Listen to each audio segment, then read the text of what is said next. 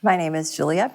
So from ages 0 to 10, I lived in a house that was extremely physically abusive. A family member moved into our home, and so then we added sexual abuse onto that. At age 12, my family was involved in a car accident, and my mother was killed in that car accident. She'd actually been the person that was really my saving grace throughout all of it. So it was extremely hard losing her. I felt definitely that I was not going to be in a safe spot any longer, and it got to a point that my dad said that he was probably going to take my life. So I knew that I had to go. I became a homeless runaway and lived in DC, I would say for about 6 months. And I wanted to come back home. When I went back to my home was empty. And then I hitchhiked to the police department, and that's actually where I entered the foster care system. I can't even imagine what I looked like. I could imagine I was probably dirty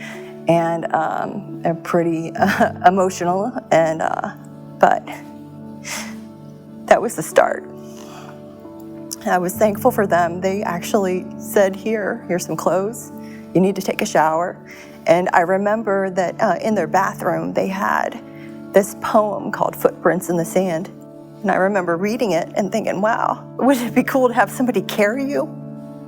But I had never known who that person was. For that weekend, they took me to church, and I felt safe for the weekend. And then I went headfirst into the foster care system. I wound up becoming a ward of the state of Virginia. I had an attorney, I had a social worker, I had all these people making decisions for me. I went to 15 different foster homes, 1 group home, and 2 long-term residential facilities. I had a hard time trusting adults because the adults that I'd experienced had let me down. I survived my family situation, I survived the streets, and I just was in survival mode. You know, you were making, me as a foster child, I made bad decisions because I was just trying to survive, and that is what I did. It's hard to stop being in survival mode. Closer to the end, of my hopping from one foster family to the next, a family that I didn't even know, that would have never even known me, was in church, and it felt like they got the call on their hearts to become foster parents. I remember when we read the rules of the house, the first rule was you got to go to church.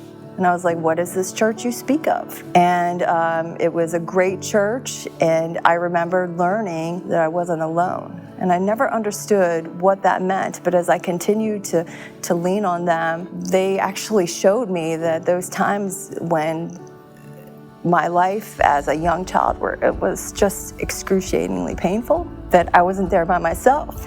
God was there holding my hand and giving me strength to keep fighting.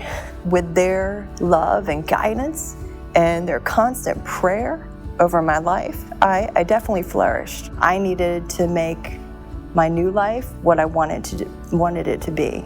I couldn't let what happened to me in the past control my future. So I consider all of my past life experience just training up for the next experience. I think one of the greatest gifts a foster parent can do is open their heart and their home to children that really need a safe space. Most of these kids, including myself, come with so much baggage that it's sometimes hard to love us. And we have pretty tall walls built to protect ourselves.